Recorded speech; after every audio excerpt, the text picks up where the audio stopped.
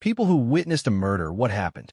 I used to work night security at Pinewood Hospital in the psych ward. One night, a new patient arrived, a 17-year-old girl named Maya. She was different from our usual patients. Quiet, talented, the kind of person who makes you wonder why life can be so unfair. Her parents looked defeated when they brought her in. I overheard her mom telling the intake nurse she was top of her class, full scholarship to art school. Then voices started. Maya would sit for hours in the common room, drawing these incredibly detailed birds in her sketchbook. Not just any birds, ones breaking free from cages, flying through storms, and finding light. Her hands would shake sometimes, but the art was still beautiful. Dr. Reynolds was assigned her case. Everyone called him the miracle worker. Young, charming, with a perfect smile that administration loved. His patients improved faster than anyone else's, that's all they cared about. But I noticed something. He'd write prescriptions without checking charts. Increase dosages when patients complained of side effects. He'd dismiss concerns with a wave of his hand. And strangely, the nurses who questioned him suddenly worked different floors. On my third night shift, I walked past Maya's room. The door was cracked open, and I couldn't help but pause. The medicine makes my heart race, I heard her say, voice shaking. It feels wrong, like something's crushing my chest.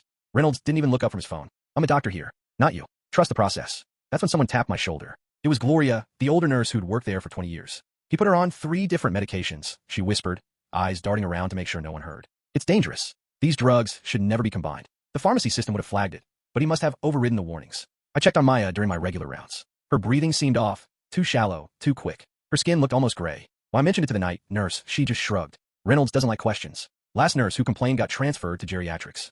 That night, I kept walking past her room more often than my rounds required. Something felt wrong. Her face looked swollen, and her heart rate monitor was showing numbers that seemed too high. At 2:17 a.m., I was at my desk when Gloria rushed past. Get the crash cart to 214, she yelled. I sprinted after her. When I reached Maya's room, monitors were blaring. Maya was having violent seizures. Her back arched off the bed at an impossible angle, eyes rolled back. Reynolds arrived minutes later, looking annoyed, like he was inconvenienced by being called in the middle of the night. What happened, he demanded. Her body is rejecting the medication combination, Gloria said, checking the digital chart. I told you these drugs interact. I know what I'm doing, he snapped. Just get her stabilized. The medical team worked for hours. By sunrise, they were still trying everything. But I could see in their faces. It was already too late. What happened to Maya still haunts me every single night. By afternoon, Maya was gone. Just like that. A talented, beautiful life erased. The hospital called it an unexpected medication reaction.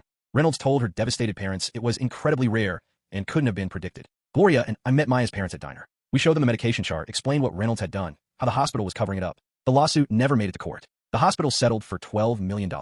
Reynolds lost his medical license. Maya had dreamed of becoming an art therapist. Her parents used that money to create Maya's Wings, art therapy centers for kids with mental illness. They hung her bird drawings on every wall. In the main hallway hangs that final drawing, the bird finally free.